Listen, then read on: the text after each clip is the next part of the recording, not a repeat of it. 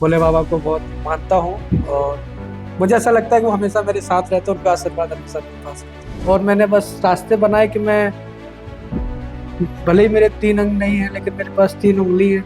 अचानक से पैर फिसल गया, पता नहीं लगा, बेहोश हो गए। जब आंख खुली तो एम्स में थे। आप हैं तो सब कुछ है, अगर आप ही नहीं है तो कुछ भी नहीं। तो आपको अकेले ही सरवाइव करना है। समाज को आपको सम्मान देने में अगर फायदा हो रहा तो समाज आपको सम्मान देगा। अगर समाज को आपको गाली देने में फायदा हो रहा है तो समाज आपको गाली देगा। जो बेहतरीन होता है वो बेहतर नहीं होता है। मन में इच्छा शक्ति हो और कुछ करने का संकल्प हो तो लाख बाधाएं आपको रोक नहीं सकती हैं। हमारे साथ आज मौजूद हैं बातचीत करने के लिए एक ऐसी शख्सियत जिन्होंने असंभव को संभव करके दिखाया है और कुछ लोगों के लिए वो नज़ीर बन चुके हैं। ऐसे उन लोगों के लिए नज़ीर बन चुके हैं जो एक छोटी सी दुर्घटना में थोड़े से भी प्रभावित होते हैं तो अपने जीवन को शून्य मान लेते हैं, लेकिन उन्होंने लगभग 70% प्रभावित होने के बावजूद जीवन को शून्य नहीं माना और अपनी सफलता की जो सीढ़ियां हैं उसे बुलंद करते हुए राह पर आगे निकल चुके हैं। हमारे साथ यूपीएससी को लगातार 2 बार क्रैक करने वाले सूरज तिवारी जी हैं, जो इस समय उत्तर प्रदेश की राजधानी लखनऊ में हमसे बातचीत के लिए जुड़े हैं। सूरज जी, एक सपना होता है, पहला सवाल तो मेरा आपसे यही है, यूपीएससी क्रैक करने का सालों साल गुजर जाते हैं, लोग बड़े बड़े विश्वविद्यालयों में इलाहाबाद, बनारस, वहाँ पढ़ाई करते हैं, तैयारी करते हैं, कोचिंग्स करते हैं, लेकिन एक बार भी उनका अटेम्प्ट सफल नहीं होता। 2-2 बार आपने यूपीएससी क्रैक की, पहला अनुभव अगर आप हमसे शेयर करें। सबसे पहले बहुत बहुत धन्यवाद आपका और सभी का जो इसे देख रहे हैं। मैं बहुत खुश हूँ कि मैंने इस मुकाम को एक बार नहीं 2-2 बार हासिल किया। बहुत कठिन है ये रास्ता, एक हिमालय जैसी ऊंचाई है, आपको वहाँ तक जाना है और जिस शारीरिक स्थिति में मैं हूँ वहाँ पर मैं एक बार नहीं 2 बार जाके आया हूँ। तो ये मेरे स्वयं के लिए मुझ पर गर्व करने वाली बात है और मैं बहुत खुश हूँ इस चीज़ को। हिमालय पर चढ़ाई की बात आपने की, लेकिन आपके 2 पैर नहीं हैं, एक हाथ नहीं है, बिना पैरों के ये हिमालय की चढ़ाई कितनी कठिन रही? बिना पैरों के तो मैं नहीं कहूँगा, क्योंकि सिर्फ पैर ही नहीं है जो कि मेरे पास नहीं है, मेरे पास हाथों के का भी अभाव है। लेकिन मुझे बस चढ़ना था और मैंने बस रास्ते बनाए कि मैं, भले ही मेरे 3 अंग नहीं है लेकिन मेरे पास 3 उंगली है, मैं रास्ता इनसे बनाऊंगा और मैंने रास्ता बनाया और आज यहाँ हूँ।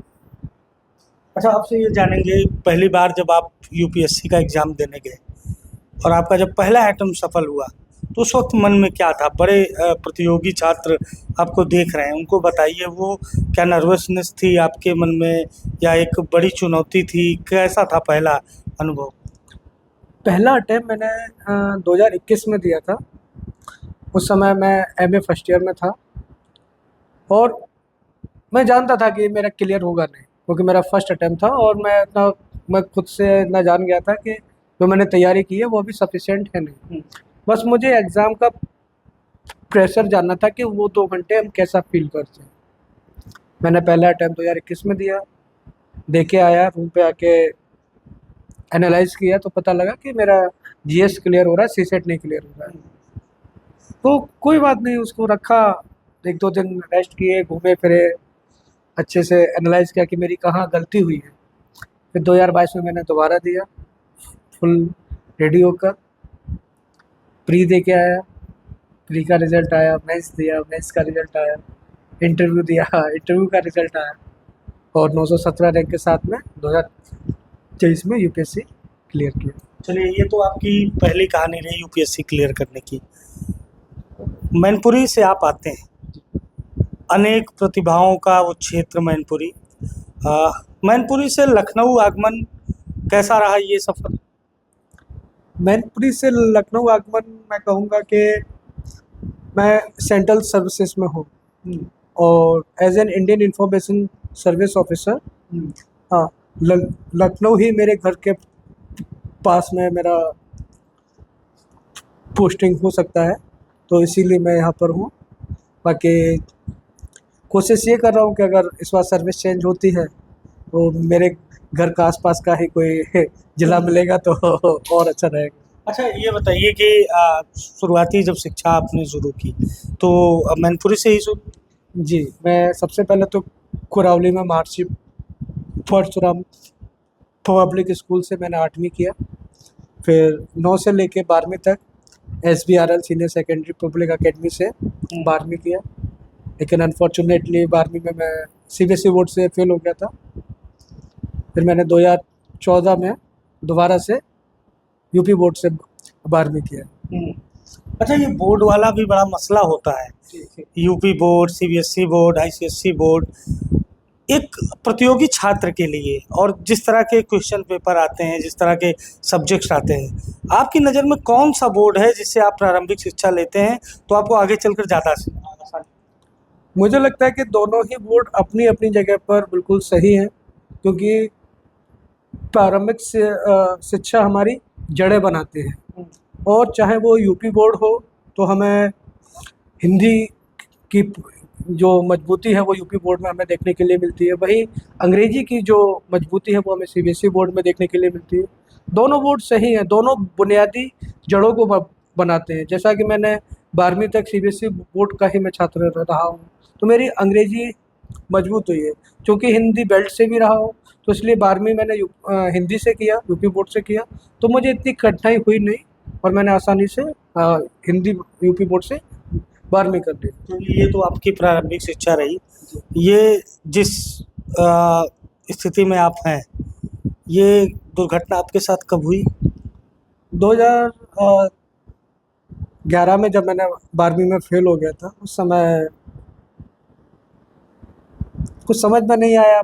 फेल हो गए, आगे का फ्यूचर अब समझ में नहीं आया। जब तक 12वीं में आप फेल हो जाओ फिर क्या ही आगे का कुछ होता नहीं है। तो फिर मैं मुंबई चला गया, वहाँ पर मेरे भाई थे कोस्ट गार्ड में, मैं उनके पास जॉब करने के लिए गया।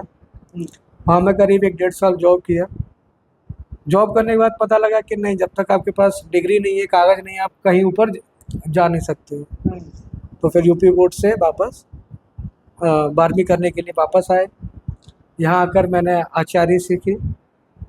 आचार्य मैंने 2 साल करीब आचार्य की है। फिर दिल्ली आ गए, दिल्ली आके जॉब करने लगे। 1 डेढ़ साल दिल्ली रहे। 2017 में जनवरी में ही 29 जनवरी 2017 को मैं घर वापस जा रहा था दिल्ली से। दूधिया ट्रेन जो होती है अलीगढ़ से चलती है ना दिल्ली के लिए, तो उसी में था। सुबह के टाइम में हर बार का आना जाना था। ट्रेन में चढ़े सुबह, भीड़ काफ़ी ज़्यादा थी। अचानक से पैर फिसल गया, पता नहीं लगा, बेहोश हो गए। जब आँख खुली तो एम्स में थे। डॉक्टर्स ने बताया कि कुछ रेलवे वाले ही मुझे ट्रैक से उठाकर पहले वो गाज़ियाबाद लेके गए। गाज़ियाबाद में डॉक्टर्स ने देखते ही मना कर दिया कि अब कुछ बचा नहीं है, खून सारा बह गया है और कोई उम्मीद नहीं है, वापस ले गए। वो ड्राइवर जो थे वो हमारी एरिया के थे, मैनपुरी साइड के ही। मेरी जेब में आधार कार्ड वगैरह था, तो उन्होंने देखकर लगा कि हमारे क्षेत्र का बच्चा, कोशिश करनी चाहिए, सांसें चल रही थी मेरे। वो फिर आनंद विहार हॉस्पिटल लेके गए। वहाँ डॉक्टर्स ने सजेस्ट किया कि एम्स में ले जाओ, वहाँ हो सकता है कि बच्चा है। सुबह मेरा करीब 7 सवा 7 पे एक्सीडेंट हुआ है और 2 ढाई बजे मैं एम्स पहुँचा। जब तक सारा खून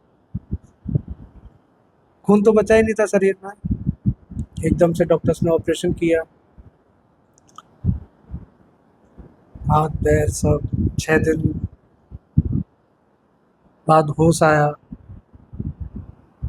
डॉक्टर्स आए, डॉक्टर्स ने बड़े प्यार से पूछा कि मतलब क्या कर रहे थे, नाम क्या है, क्या करते हो।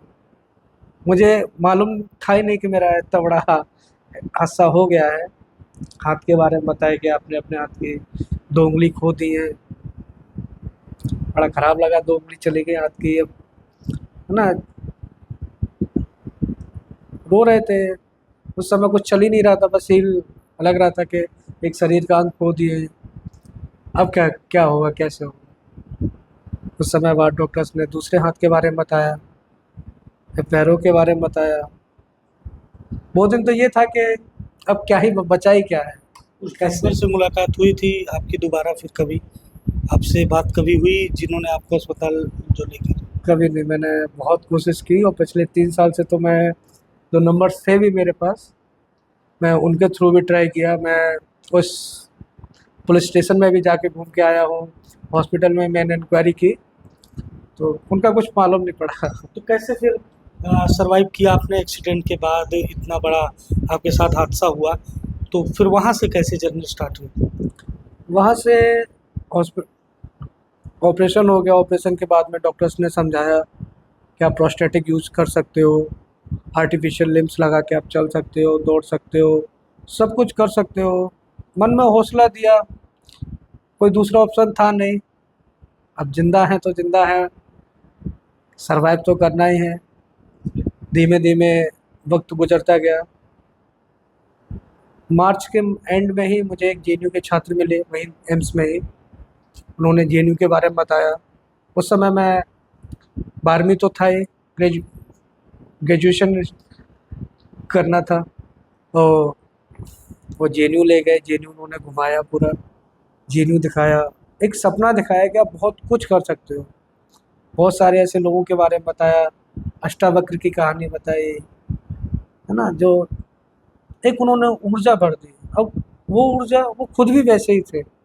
डॉक्टर अक्षांश गुप्ता की मैं बात कर रहा हूँ। वो जब 6 महीने के थे तो उनके माइंड पर पैरालिसिस हो गया। उनकी सिर्फ 2 ही उंगलियां हैं जो काम करती हैं, बाकी उनका पूरा बॉडी काम नहीं करता। उन्होंने मुझे बोला कि सूरज, तुमने अपनी 22 साल की ज़िंदगी जी चुके हो, मैं बचपन से ही इस 4 पहिए पे ही चल रहा हूँ। काफ़ी ज़्यादा उन्होंने मुझे मोटिवेटेड किया। किन्हीं 2 उंगलियों से आपने 2 बार इतिहास लिख दिया।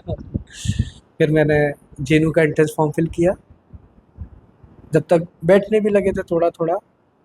20 मई को घर पर आए। 25 मई को मेरा बड़ा भाई जो था, उसकी रोड एक्सीडेंट में उसकी मृत्यु हो गई। वो पल क्या ही कहें, वो समय तब भयंकर आया मेरे ऊपर।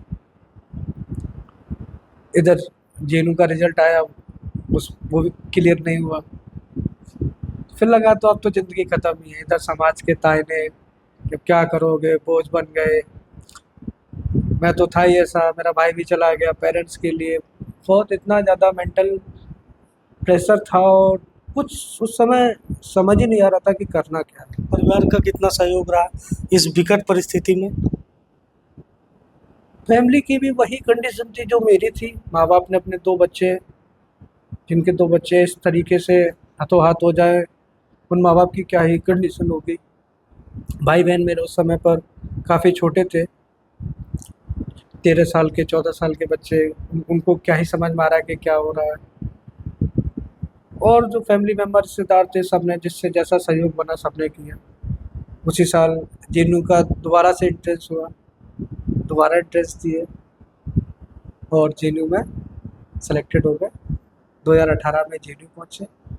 वहाँ से मेरी एक अलग जर्नी शुरू हुई।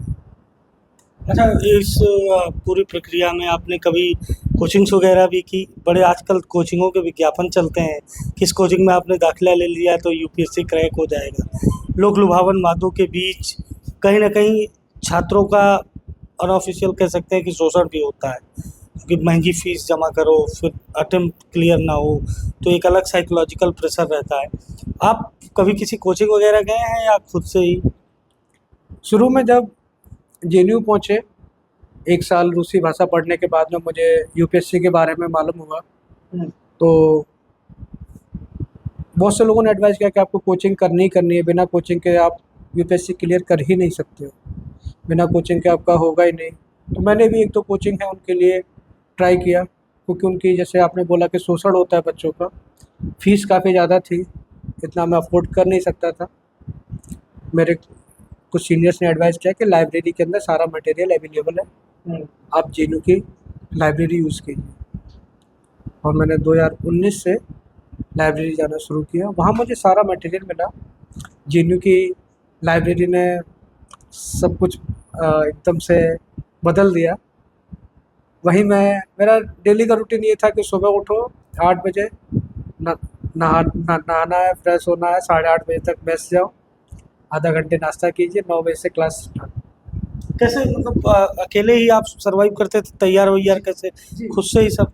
हाँ, मैंने हर चीज़ की प्रैक्टिस की है कि अकेले कैसे सरवाइव करना है। क्योंकि मैं ये जान गया हूँ कि आप हैं तो सब कुछ है, अगर आप ही नहीं है तो कुछ भी नहीं। तो आपको अकेले ही सरवाइव करना है। और जिन्होंने मुझे वो मौका दिया अपने आप को ट्रेन करने का, अपने आप को मजबूत बनाने का, अपना खुद से ही करते थे। मोटराइज व्हीलचेयर थी मेरे पास, तो कहीं आने जाने की कोई दिक्कत नहीं है। खुद से कपड़े पहनना, तैयार होना, खाना खाना, मैच जाना। तो आपको फील भी नहीं होता कि आपके पास कुछ नहीं है, आपको लगता है कि हमारे पास सब कुछ है।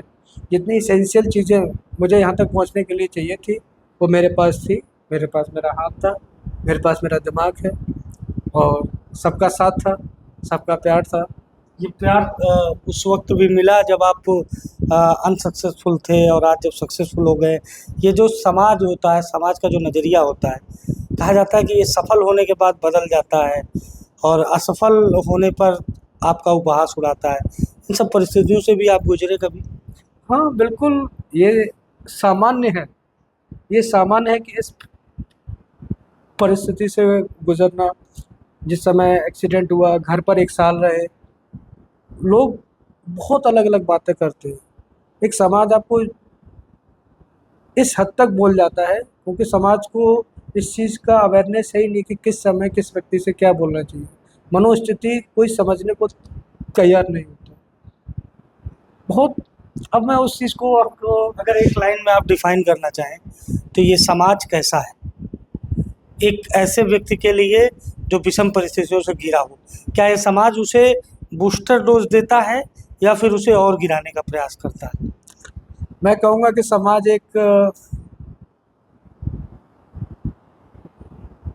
गोले के जैसा है, ठीक है? जिधर देखता है कि हाँ, समाज का जिसमें फ़ायदा हो रहा है, समाज वो करता है। अगर समाज को आपको सम्मान देने में अगर फ़ायदा हो रहा है, तो समाज आपको सम्मान देगा। अगर समाज को आपको गाली देने में फ़ायदा हो रहा है, तो समाज आपको गाली देगा। उसको आपकी स्थिति, मनोस्थिति से कोई फ़र्क बिल्कुल नहीं पड़ता है। ये मैं अपना खुद का एक्सपीरियंस बता रहा हूँ। समाज की स्थिति क्या है?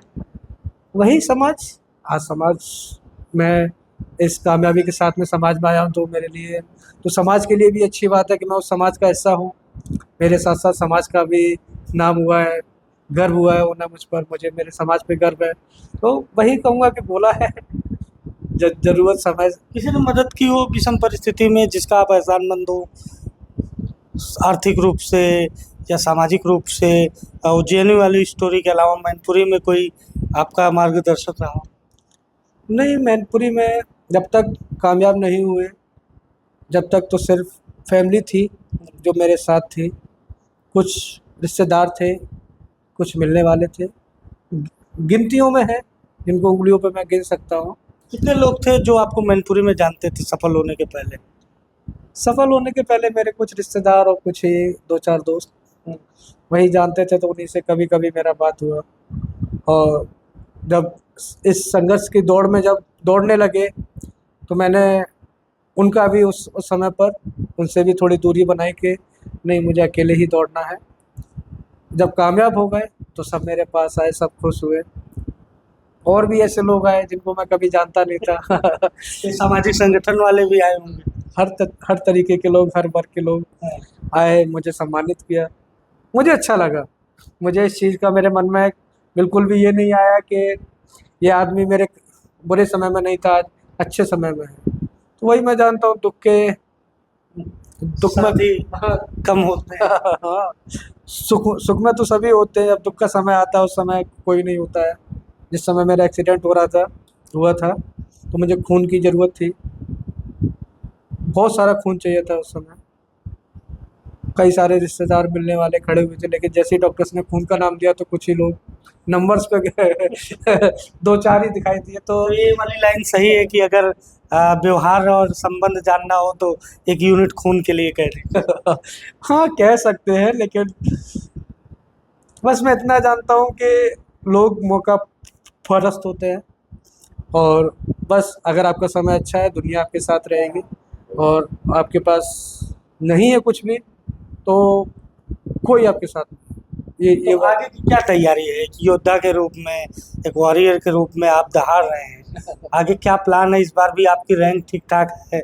लग रहा है कि कहीं अब इस आकाशवाणी केंद्र से आगे किसी जिले की कमान या किसी बड़े विभाग की कमान मिल सकती है, या कार्य करने का मौका मिल सकता है? हाँ, उम्मीद है। जब तक सर्विस एलोकेशन लिस्ट नहीं आ रही है, मेरा अंदर से गट फीलिंग कह रहा है कि इस बार तो बहुत कुछ अच्छा होगा ही, मेरे सपने कोई को। पसंदीदा सेक्टर है जहाँ जाना चाहते हैं आप? हाँ, आईएएस का सोचा हूँ, उसी के लिए मेहनत कर रहा हूँ, और अगर हो जाता है तो भोले बाबा का आशीर्वाद है कि मैं अपने। महादेव के भक्त हैं आप? हाँ बिल्कुल, मैं भोले बाबा को बहुत मानता हूँ, और मुझे ऐसा लगता है कि वो हमेशा मेरे साथ रहते हैं, उनका आशीर्वाद हमेशा मेरे पास रहता है। अच्छा, ये महादेव वाली आपने बात अब छेड़ दी है तो इस पे चर्चा कर लेता हूँ। कुछ है अलग महादेव में? कुछ अलग एनर्जी, कुछ अलग शक्ति? लोग कहते हैं कि महाकाल का अगर आप जाप करोगे तो काल भी आपको छोड़कर भाग जाएगा। कुछ महसूस होता है? आप तो कहते हैं कि महादेव आपके साथ रहते हाँ। हैं। हमेशा जब से मैंने इसको धारण किया है, तो मैं कभी अपने आप को अकेला फील नहीं करता हूँ, चाहे कितनी भी विषम स्थिति हो, कितना भी अकेला हो।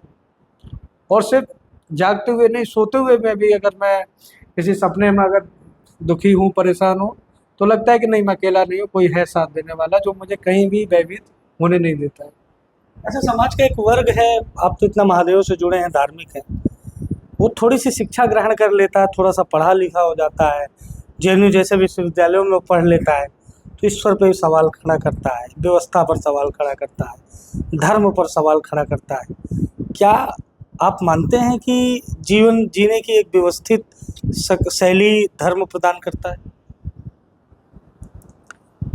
मैं आपके दोनों सवालों का जवाब हाँ बोलूँगा, क्योंकि ये बात सही है कि धर्म हमें एक जीवन जीने की शैली देता है। और वैसे पहले आपने क्या पूछा था?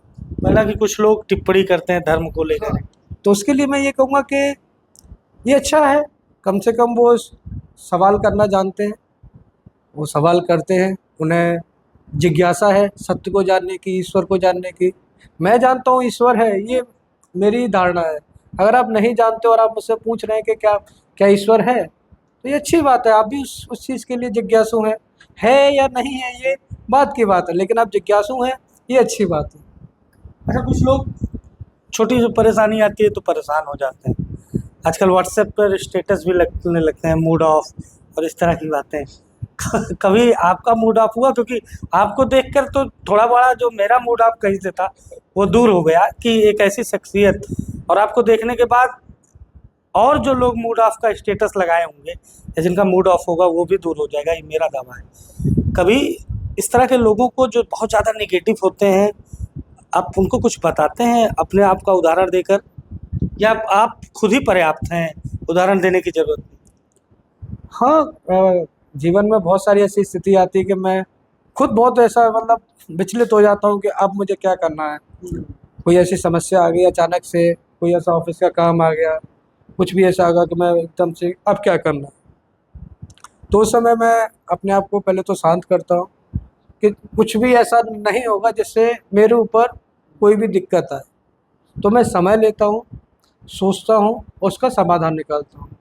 मेरे जीवन में भी कुछ लोग हैं जो बहुत ज़्यादा नेगेटिव हैं, जो मुझे देखने के बाद भी उनकी नकारात्मक क्षमता जाती नहीं है। तो मैं उनको भी यही समझाता हूँ कि ध्यान करो, अपने आप को जानने की कोशिश करो कि आपको क्या चाहिए। जब आपको पता लग जाएगा आपको क्या चाहिए, तो ऑटोमेटिकली आपको वो चीज़ मिल जाएगी, ऑटोमेटिकली उसका रास्ता बनने लगेगा, और आप जान जाओगे कि आपको एक्चुअल में चाहिए क्या। अच्छा, ये आकाशवाणी वाला सफ़र कैसा रहा? आकाशवाणी का सफ़र मेरा बहुत अच्छा रहा। मैंने अपने Indian institute of mass communication में 18 महीने की ट्रेनिंग कंप्लीट करने के बाद मेरा फर्स्ट पोस्टिंग एनएसडी में हेडक्वार्टर में हुआ। तो मैंने सर से जाके बात की, मैंने बोला सर दिल्ली नहीं रहना है, दिल्ली 5 साल जेएनयू में बिता लिए, 2 साल ट्रेनिंग के बिता लिए, अब दिल्ली नहीं रहना है। फैमिली के साथ रहना है घर पे। तो घर के पास में लखनऊ ही एक सीट है असिस्टेंट डायरेक्टर के लिए, तो यहाँ वैकेंसी था। सर ने सेक्रेटरी सर से बात किया और फिर यहाँ मेरा ट्रांसफ़र हो गया। विदिन 15 डेज़ मैं यहाँ पे लखनऊ। एक आखिरी संदेश उन युवाओं के लिए जो प्रतिभाशाली हैं, मेहनत कर रहे हैं, बार बार अटेम्प्ट उनके फेल हो रहे हैं, कुछ उनके लिए आखिरी संदेश? कभी कभी जो बेहतरीन होता है वो बेहतर नहीं होता है। हम जो सोचते हैं कि ये हमारे लिए बेहतरीन हो सकता है वो बेहतर ना हो, इसीलिए हमारे पास नहीं है। बेहतर तो कुछ और ही है, इसीलिए शायद मैं ऐसा मानता जीवन हूँ। में जो नहीं हो रहा है वो हो सकता है कि अच्छे के लिए नहीं हो।